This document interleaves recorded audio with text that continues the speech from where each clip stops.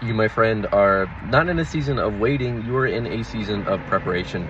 I just got off a pretty long phone call with a buddy of mine, and as someone who's recently single, I kind of needed to hear that for a second to just put things into perspective.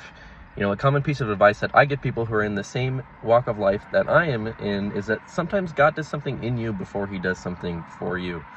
You know, just put him in control of everything. Stop letting it occupy your mind so much to the point where you're stressing and obsessing over it, because at the end of the day, that's a lack of trust in God and just shows your lack of faith. You know, peace is found in him alone, and you're really going to feel the weight lifted up off your shoulders when you do that. There's not a girl in the world who is going to fill that hole in your heart that longs for Jesus. And you just have to ask yourself, what's your priority in life? You know, is it your partner or is it God? There's a really common theme of people idolizing their partners, you know, and I've made that mistake before. I've been broken up with because I placed a girl in my life as a higher priority in my life than my relationship in God. And I've actually broken up with people for that same reason, where I was placed as a higher priority in their life than their relationship in God. And that doesn't feel good either. You know, don't wait passively, wait faithfully. And I have a whole video about that one. You should watch that one too.